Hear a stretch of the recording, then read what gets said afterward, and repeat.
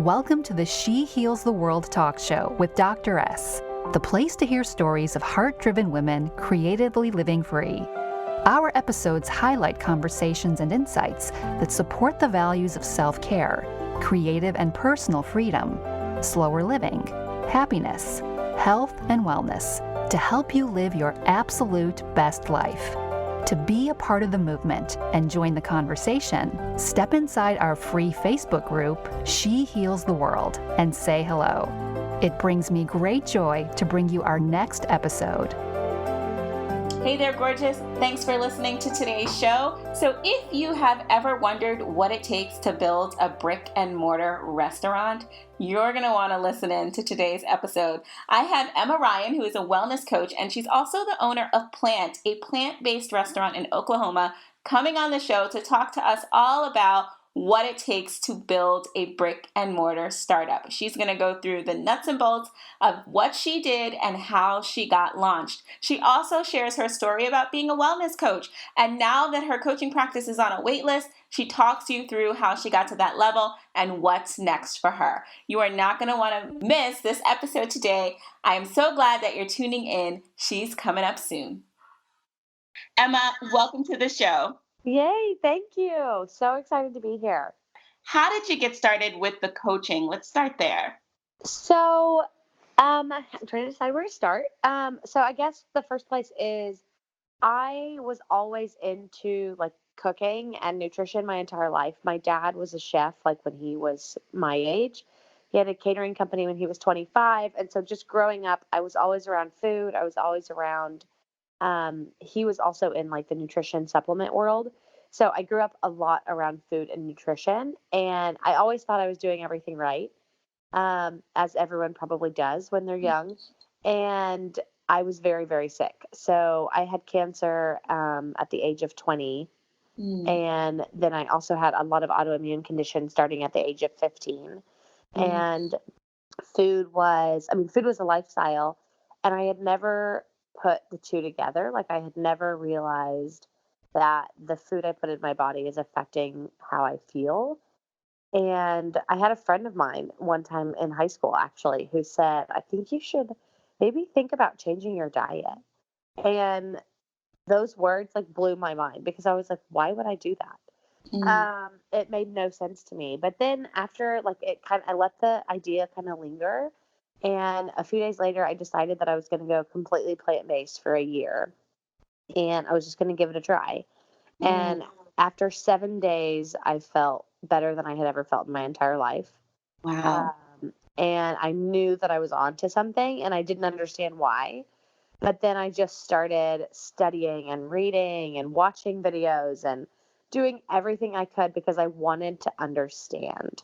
And so that just led me down this rabbit hole of nutrition and wellness. And so as soon as I was 18, actually I was 17 at the time, I got a job as a pastry chef for Matthew Kenny, which was in Oklahoma City at the time. And if you're familiar with him, it's a all plant-based, raw vegan restaurant concept. And so I loved that. I was learning a ton about the food and why we're doing it and what it's good for and just all of the benefits of raw food. And then fast forward, I was kind of working through my own like healing journey. And then I was diagnosed with cancer. So I knew that there was more to it than just the food. I knew there was an emotional component. I knew there was a lifestyle component. And so then I was at this retreat in New York, and there was someone on stage who was speaking, and everything he said just resonated with me so well. And I was just, all I remember thinking is whatever he has, I want it. And I asked him if we could like go to coffee after. And he was like, yeah, of course. And turns out he was an IIN grad. So he had gone to the Institute for Integrative Nutrition. And I was blown away. And so I knew then I felt like that was like my next little token that I was supposed to take with me. So then I think that night I enrolled at IIN. I was like, I can't wait. I have to do it now. Yeah. And through that process, because I already knew the nutrition side, a lot of it. IIN just kind of buttoned it all up for me together. And I was doing that as I was going through like different treatments and things to heal my own self. Yeah. And so that was really cool because I felt like at the beginning of IIN, it was kind of like putting the finishing touches on healing my own body and my own, you know, stuff that was going on. And then now I was going to learn how to help other people.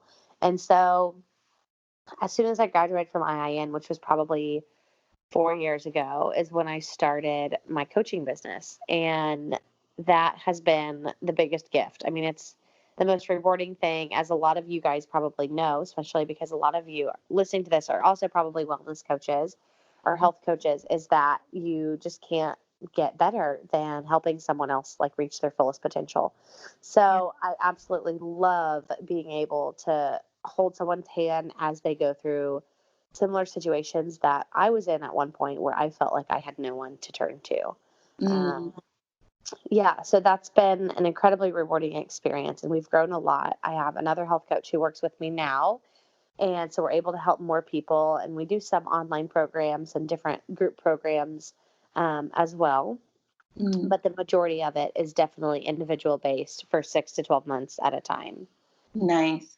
Now, it's so interesting that you have this beautiful story of starting your coaching practice. And I know we're going to talk about the brick and mortar, but I noticed for a lot of wellness coaches and even coaches in general, once they're done their training, they kind of feel like, okay, I have this really robust um, background and experience, but I don't know how to translate that into a running and working business. So, what Yes, was it yes. like for you, like actually saying I'm a coach and starting to create income from that? Like, can you tell that maybe the story of your first client or maybe your first few clients, just to give new Yeah. coaches some tips on how to get the ball rolling? Yeah. And so I'll give a little bit more backstory too. So whenever I decided to go plant based, when I was 17, I started a blog, Hmm. and it was called, I think it was called Blossom by Health. And then I changed it to like the healthy shit. And then it was what it is now, which is Emma Ryan. And so I had kind of already had a very small following from the blog. Mm. And then I had been working, like after I was a pastry chef at Matthew Kenny, I worked abroad for a company in Amsterdam, and I was basically acting as a health coach for a company. And so I felt like I had done a lot of similar things and had similar experiences, but now I had to do it for myself and I had to ask to get paid for what I wanted to do. And Mm. so it totally is different. It's a very weird feeling when you're trying to help someone for the first time, but yet you want them to write you a check in return. Yes. That is And such a it's, big deal. Just the yes, inner like struggle that you go through with like, should I be charging for something that's yes, going to help other people? yes. Totally.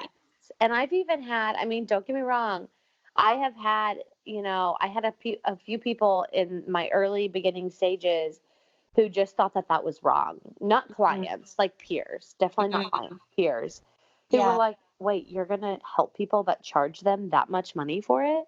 Mm. But the thing is at the end of the day, we all, I mean, 90% of us probably listen to Brene Brown and all these really cool people, but at the end of the day, you're worth it. Like at the end of the day, you can't help them unless they help you. And it Yeah. has to be an equal energy exchange. I think my first few clients, I I was like, okay, I'm ready. I don't know how to start, but I know I have my website. I have all my forms ready. I got my client folders. I was all, jacked up. I was super excited. And I was like, I'm just going to put it out there that I'm taking clients. And sure enough, I did. I posted on social media and I put out an email blast to like the 100 followers that I had from a blog. And sure enough, I had 2 clients the next day. Wow. And so that was amazing. And that was like, to me, like confirmation, like from the universe that, like, yes, you're on the right path. Yes. And so that was incredible. And then those 2 clients told their friends.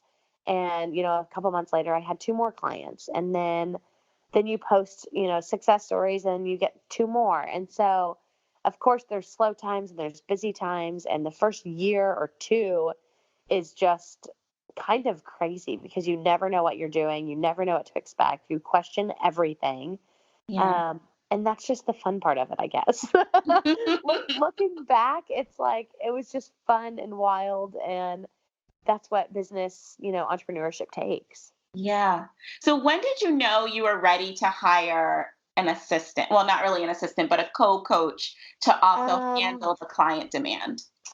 so last year, my third year in business, I could not accept any more clients, and I was putting them on a waiting list. Mm, And that was a great feeling. I was like, oh yeah, I can get you started in 3 months because that's when this person ends. yeah. And the truth of the matter is, I could have taken more clients. Like, I was only working with, I can't remember if it was 12 or 15, Yeah. but to me, when I go above 12 or 15, it's really hard to keep up with them.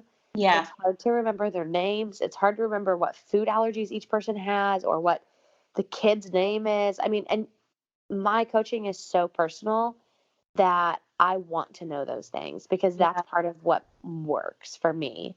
And Mhm. so if I go above that, I'm like my value and I'm reducing the impact I have on my clients. Yeah. And Yeah. so I just refused to go over that number. And it was totally fine to put people on a list and say, okay, I can get you started in a couple of months. But then I started to get people who couldn't wait a couple of months. They needed it now. Yeah. And as much as I would love to help them, I would rather have someone else be able to help them quicker. Yes. And then in addition to that, I knew the restaurant was opening in, about a year from that point. Mm, And I knew that I was going to have to take a little bit of a step back for the first month to make sure the restaurant was off the ground before I could accept new clients. And so I just thought, this is the time. I'm going to find someone who I could, take under my wing, who's already done the training, who doesn't want to have their own business, but who does want to be a health coach. yes. And so that's what I did. And her name is Allie Cristelli, and she is phenomenal. She did Mm, the nutrition program with the Mayo Clinic. mhm. So very, very similar like concepts and mindsets. And we really, you know, we I, th- I think we both bring different things to the table that sometimes I want to pick her brain and sometimes she wants to pick mine. Yeah. And that's super beneficial just to have someone to bounce ideas off of with clients. Mhm. Beautiful. Well, Emma, it sounds Yeah. like everything you touch turns to gold. So tell so tell us about the transition to the restaurant because again, going back to the wellness coaches and the background of having a health and wellness kind of resume, a lot of people feel like the only thing they can do is coaching. And a great way to scale coaching, which I teach a lot of my clients, is to do online programs and do online courses and expand your team. But there's this whole other industry of things you can do to really help you live out your mission and your calling if you are called to the health and wellness space. So, how did the restaurant come about and like what was that like? Yeah. So, for years, I always knew I wanted a restaurant at someday. Mm, I always thought, so I'm 25 right now, and I always thought maybe when I'm like 35 or 40. mm, Um, but I knew that someday I just thought it would be fun. Like to me, a restaurant is fun. yeah. And if that's its sole purpose, then that's great. And anyway, I teach cooking classes. I teach workshops, which is kind of like my marketing tool for my coaching business. Hmm. And anyway, people come to these cooking classes and they're always like, oh, you need to have a restaurant because we want to eat this food every day, not just the 4 times a year that you decide to teach. Yeah. And I'm always like, yes, someday, someday. And then I have clients who have always kind of joked around with, oh, we'd love to invest in you if you decide to ever have a restaurant. And then I don't know, something hit me last year. I was just like, I have all these ideas and I think it's time to put them on paper. And so then I finally started, thinking about names and writing down my ideal menu and just kind of snowballed. And sure enough, like within a few weeks, I had a business plan and a budget and projections. And I had all these things done because when you're passionate about something, once you start it, you just can't stop. And then I'm trying to think. I was actually supposed to go into a food hall at first, which is a concept with 11 restaurants under one roof. Mm-hmm. And I got it. I got accepted. I had a kitchen. I was building it out. We were supposed to open in like 6 months at the time, and then something just didn't feel right.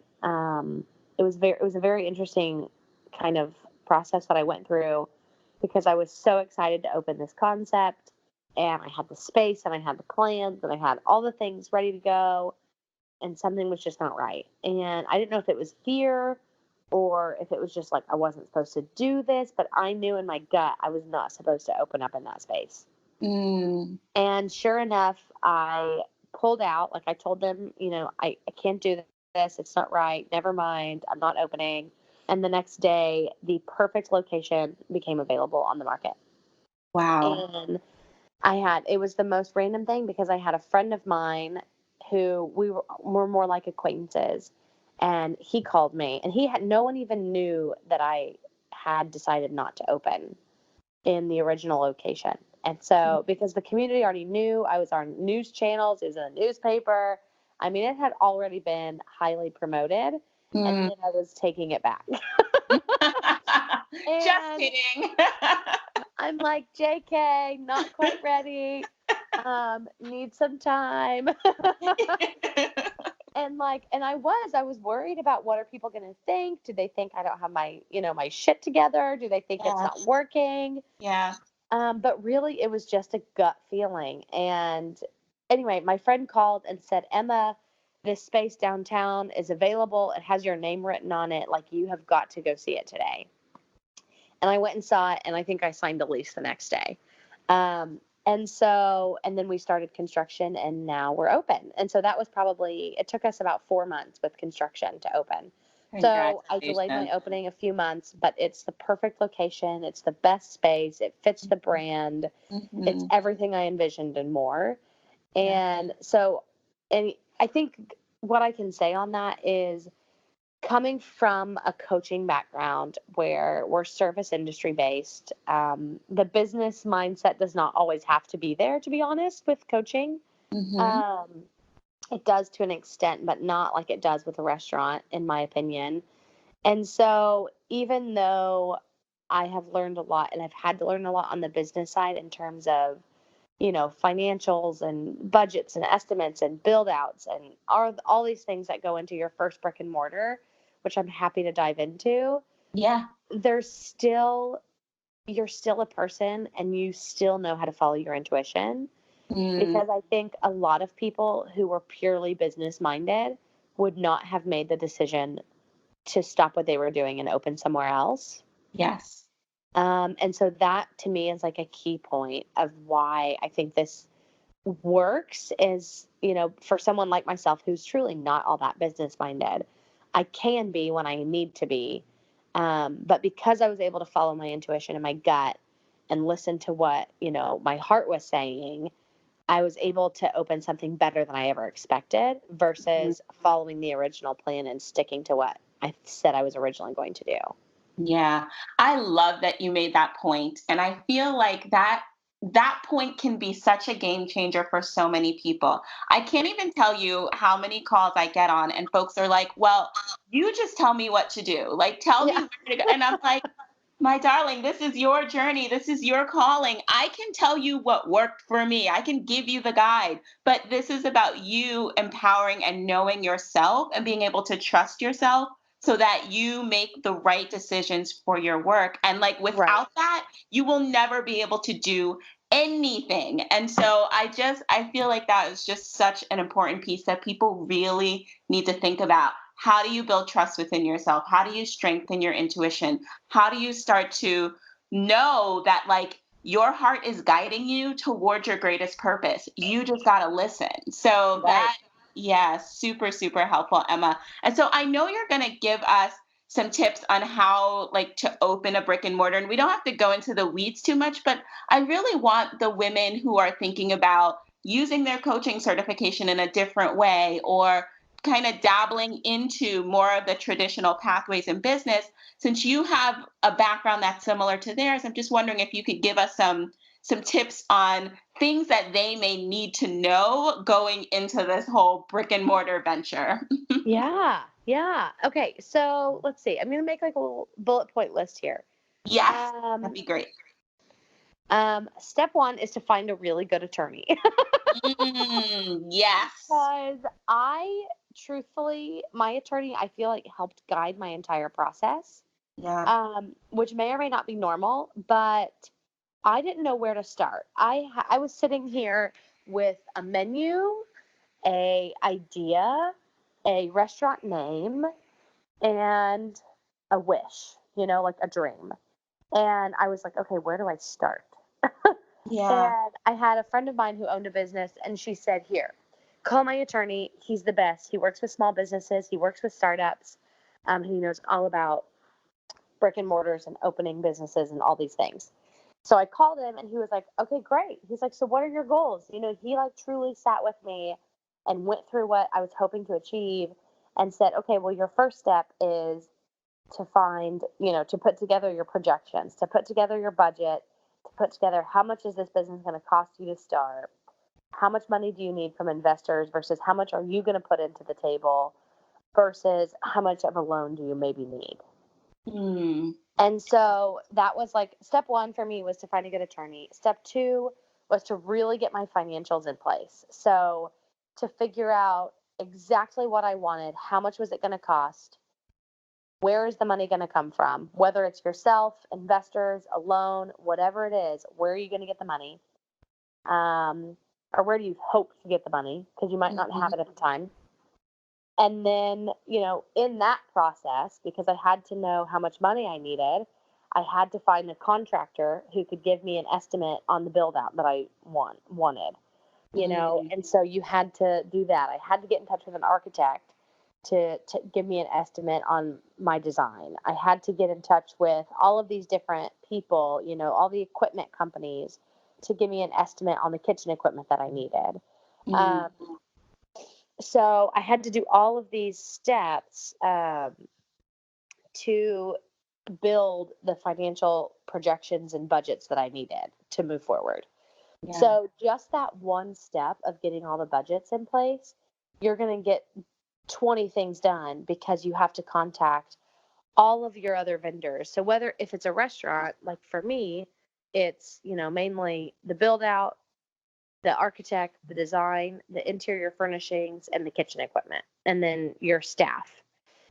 So you kind of have to go through this visionary experience where you project how much all of this is going to cost you, and you're never going to be right. So it Mm-hmm. doesn't matter because you're always going to be off. And people told me that at one point, and I was like, no, I'm a very OCD and like well planned individual. I think I'm going to get this right. Right. And people just laughed because they were like, no, no, no, honey, like you're always going to be over budget. And I Right. was like, no, no, no, that's not going to happen to me. And it does. Because you don't expect the freezer to break the day you open, or the AC unit to not work, or Yeah. Yeah. the fire alarm to go off during opening hours, or to lose power and be out of service. I mean, so all of these things will go wrong that you can't control. But Yeah. even during construction build out, like things will always get delayed. You always need more money than you think. So always give yourself cushion. And I think the rule of thumb, at least that I've heard, is 20%. So Mm. if you make a budget, add 20%, and that's what the money you want to ask for. And so anyway, Well, no, that's important talking about the budget part because I think that's going to be what holds a lot of people up from getting started because we right. know brick and mortar is expensive. And Yeah. I'm not sure exactly the best way for them to go about getting that startup money because so many people do it in many different ways. Like some people have a really successful coaching or online business and they use the cash from that to start their brick and mortar if that's something they want to do. For some people, they'll go to investors. For some people, they'll go to the bank because they have really good relationships there. And so I'm just wondering for somebody who's starting up, like what was your best strategy for getting Yeah. a large amount of startup capital? So I did, so I'll tell you what I did. I have 5 investors, Hmm. and then the rest I have on an SBA, a Small Business Association loan from the bank. Yeah. Yeah. And so I went, I toyed with different ideas for months before actually making a decision on what I wanted to do, because I knew that I wanted to keep the most equity, right? So I could be the majority owner. Mm-hmm. Um, I didn't want investors who wanted any voice in the business. I basically wanted an angel investor or a silent investor. Mm-hmm. And I didn't want them to be large investors, because if they go over a certain percentage of the cost of the business, then they have a voice, like legally. Right. If, like, say something's going to cost you 100 grand, if they put in 50, well, that's too much. So they now are basically a partner. Mm-hmm. Um, so anyway, I wanted really small investors, and the only purpose of having cash investors was because that was the or the cash required to put down on the loan. Yes, brilliant. Brilliant. Yes. So I really want people to get that, because basically what you're saying is, and I'm sure you had to come out of pocket for a lot of things, but Yes. but essentially you can, if you can acquire a loan and you need a down payment to secure that loan, you don't necessarily have to come out of your pocket. You could use investors to get that startup capital, and that could Absolutely. really help you launch. And another important piece that you said here is that always, always, always make sure that you have legal advice when you are going through this process, because you don't want to approach somebody who's like, "Oh, I really like what you're doing. I want to invest in your business," because for them it looks good to have this profitable business or this really cool business on their investment portfolio, and hopefully they'll be able to make some money on their investment. You don't want to get into those kind of conversations and you don't have the right legal stuff set up, and so anything can go wrong. So Right. I think those two pieces are like the primary pieces for anybody who is getting started. So Yeah. with investors, now there are lots of things, at least from the university level, where when I went to Columbia, I know they would have certain nights that would expose people to these like really high level folks. You can network, you can talk to faculty, you can talk to students, and kind of find people who are willing and interested in supporting your work. But if you're like out of a structured university setting, what would be your advice for the best way for them to find investors and people who are interested in supporting their idea? So my first step, I created like an investor pitch book, essentially, Mm-hmm. which talked about me, my background, the vision for Plant, obviously the financials for Plant, their return on investment, all of these things. But really, more than anything, that pitch book pitched the brand. It pitched the mission, the values, what we're trying to do in the city. It was more so about the impact we could have on the city than it was about the return on investment. Yeah. And even though people would look at that and tell me to change it, I was doing that for a purpose, Mm, because I want to attract people who are in it for the same reason that I'm in it. yes. And if I have an investor who is only in it for their ROI, I don't really care to Mm, be partnered with you, yeah. because we're doing so much more than that. Yeah. And I think by doing it, by having a mission and following our purpose, and doing it passion based, we'll get the ROI. I'm not worried about that, because the numbers are great Yeah. and they always have been great, but that doesn't need to be the focal point. Mm, And at least not for me. yeah. That is not the case for everyone. I will say that. But for me, Plant, and again, I am in Oklahoma City. There are very, very, very few health conscious restaurants. There's maybe one or two others. We are a city that is lacking in health food, with people that are actually educated and can tell you about it and can Yeah. help you walk away feeling better. Mm, And to me, that is our sole purpose, is to help serve the community and educate them, and yeah. be a good space, like a safe space for people to come and eat and not have to worry about cross contamination and all of these things. And Mm, so if I could find, my goal was like, if I can find investors who also believe in that mission, they'll want to be a part of it, no matter if they get a 4% ROI or a 12.5% ROI. yes. Yeah. And that's exactly what I did. And so I put together this pitch book that again was very emotionally based. Not Yeah. there was data, there was the financials, but not that wasn't on the front page. That was the Mm-hmm. last page. Mm-hmm. And I just started sending it to old clients of mine that I knew would be interested. I sent it to family and friends and just asked, hey, I know this might not be for you, but if you know of anyone who's interested in this, please pass it along with my contact information. Mm. And so I just tried to pick people who I trusted, who wouldn't put it out there on social media, but who would maybe really take the time to think about, okay, who do I know who might have an extra $10,000 sitting around who would want to be a part of this? Yeah. And so I got really, really lucky and really blessed with great, great people. Mm. All of them I knew beforehand, except for two of them. So, Mm-hmm. so three of them, one of them was a good friend of mine who owns a fitness studio. One of them is an old client and also a good friend. Another one is a family that I was actually a nanny for when I was in high school. Mm.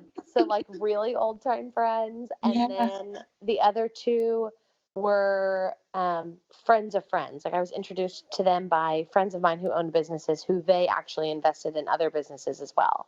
Yeah. And those people, like the wife was celiac or the dad was vegetarian or whatever. There was always a commonality between these people that made them emotionally invested in plant. Beautiful. So none of them come from, are sitting on the other side of the table with nothing in common with this place, which I think is really special. Yeah. And I just so, I yeah, just go want to ahead. call out the skill set that you have of being able to communicate a compelling vision and having the confidence to have conversations about the work that you're doing. And I want to call this out because I feel like this is a place where so many people struggle. Everybody wishes that their business would just get built on its own. But I want them to pay attention to the skills that you exhibit so beautifully as you successfully launched your coaching practice and now successfully launched your brick and mortar. And it is really grounded in the ability to be able to say, this is my idea, and tell people about it and Mhm. inspire and encourage those people to tell other people.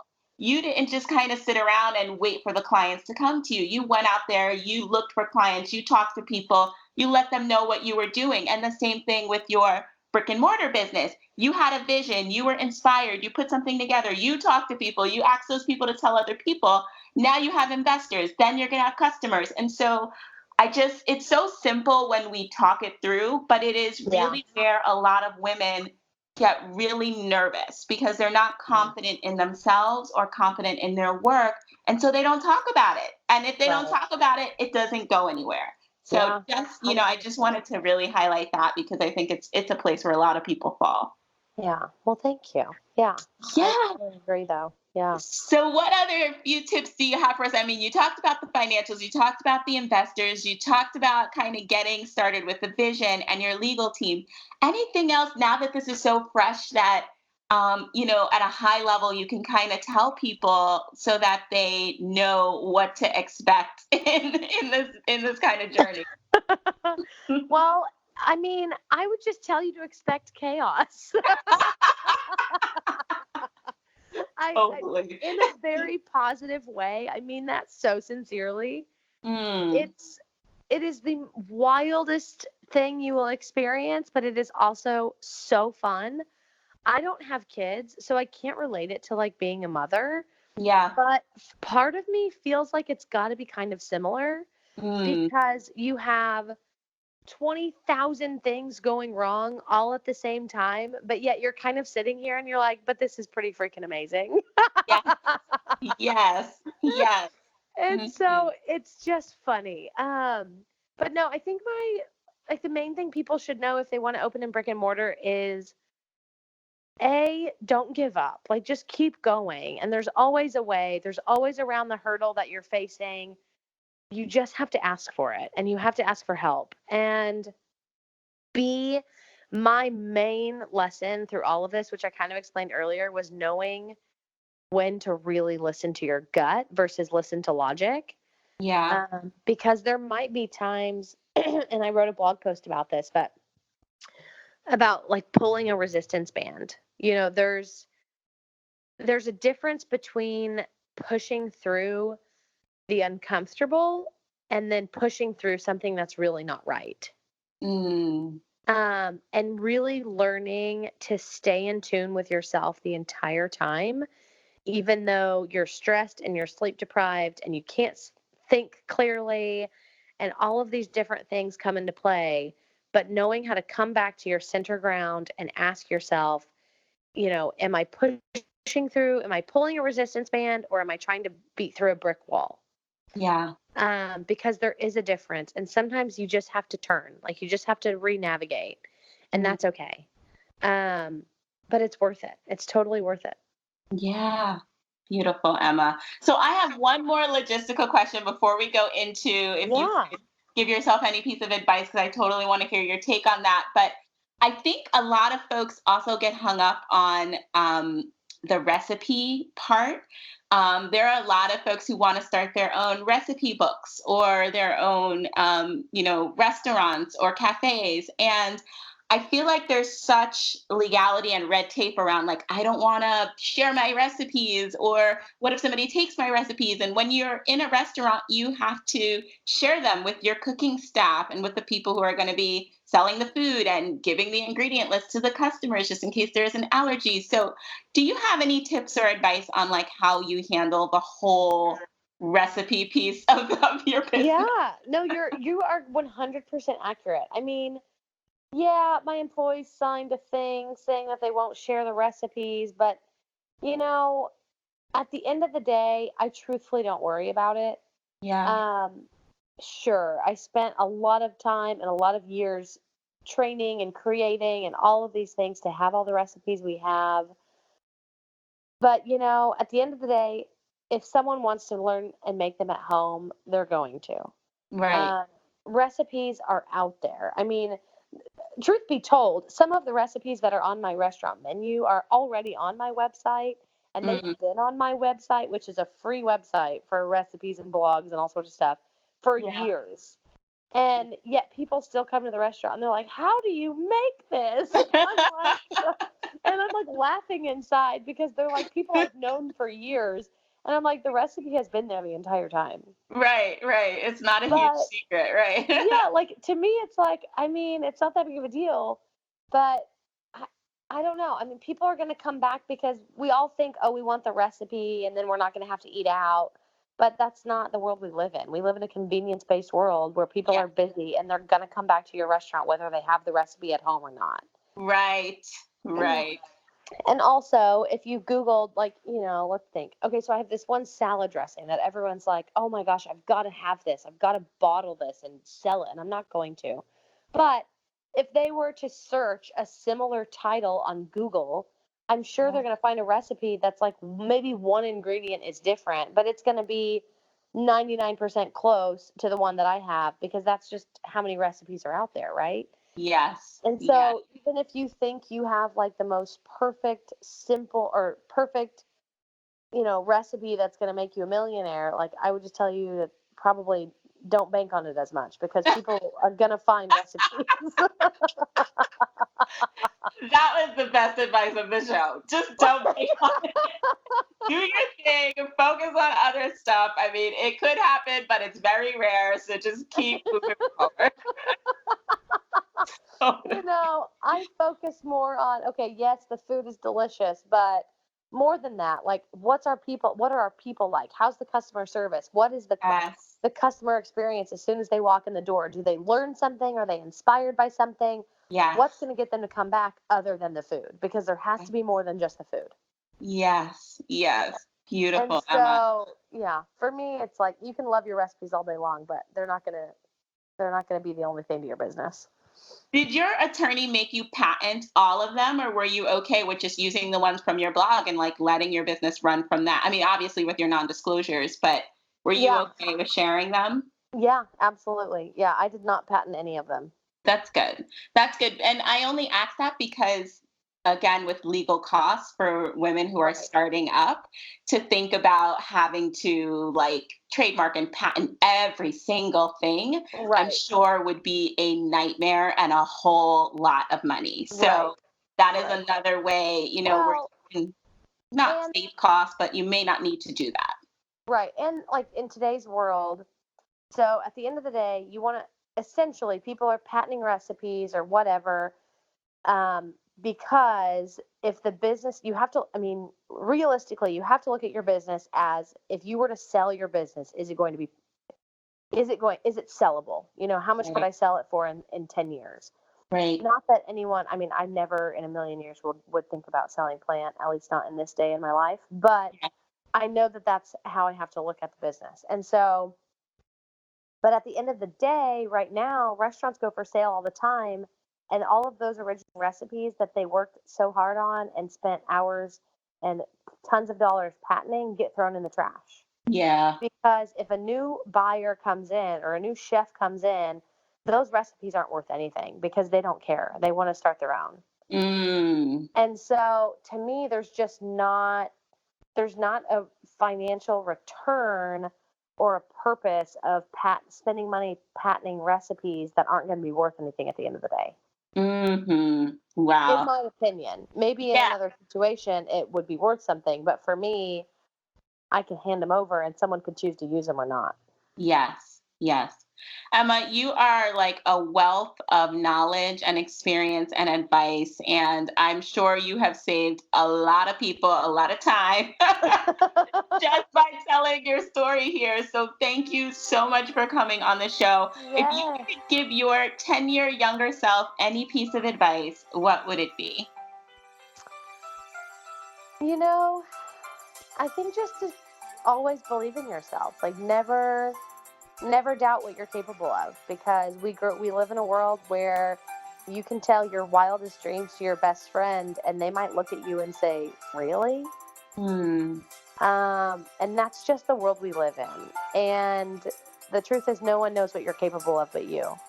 Yeah. And that's really hard to always live if you have to pull energy and live within yourself. Not saying that anyone does, but Mhm. if that is you, like if at the end of the day it's you sitting on your couch and you're like, these are my dreams but no one believes in me, you need to believe in yourself because you can still do it. As long as you believe in you and as long as you have the passion and the gusto to keep going, it's yours to have. It's already done. It's yours. Yep. Lovely. How can we support you? I've never been to Oklahoma, but I can tell you, I cannot wait to go and visit Plant for sure. So, how can Yes. our audience support you? Please drop your links, tell them where to find you, how to follow you. Give it to Yes, them. I love it. So my personal website, my health coaching, my blog is Emma Ryan VC. So the website is www.emma-ryan.com. On Instagram, it's Emma Ryan VC for vitality coaching. And then my restaurant is Plant. So it's www.plantokc.com. And our Instagram handle is plantokc. Well, there you have it.